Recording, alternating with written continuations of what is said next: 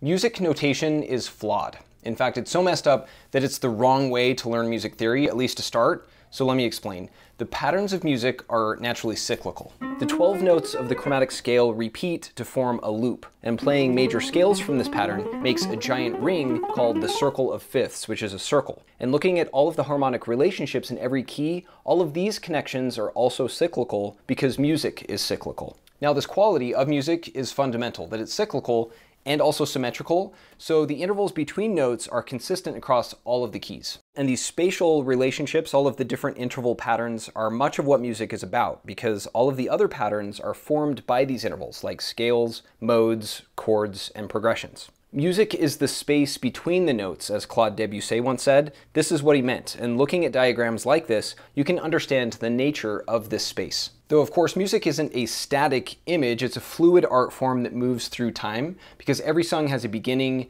middle, and end. So music is really a blend of both space and time. It's made of spatially cyclical patterns that are played over a period of time, so it's both. Now I know this is a little heady, but here's where notation comes in and where things get distorted. In the Middle Ages, a monk named Guido d'Arezzo came up with a brilliant way to illustrate space and time together on the page as an intersection like this, with time or rhythm shown horizontally and space or pitch vertically like this. And in this way, he could plot note patterns in sequence as the music progressed, like a rudimentary Cartesian coordinate system with time plotted on the x-axis and space on the y-axis. Over the centuries, the design of notation was refined and more symbols were added, but this basic framework was established. And while it's brilliant, it also introduced a fundamental flaw, which is that by assigning the entire horizontal axis to time, the naturally cyclical patterns of pitch were reduced to the vertical y-axis, squeezing and distorting the otherwise symmetrical intervals between notes, so these relationships are obscured or visually lost on the staff lines. So if you didn't already know about the symmetry of music and all of these relationships between notes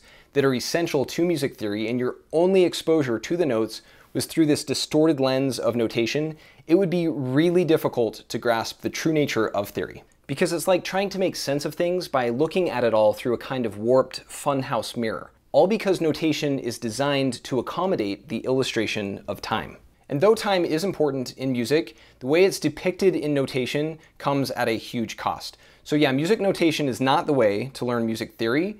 Notation has its value, but if anything, you should learn theory first, then notation, if at all.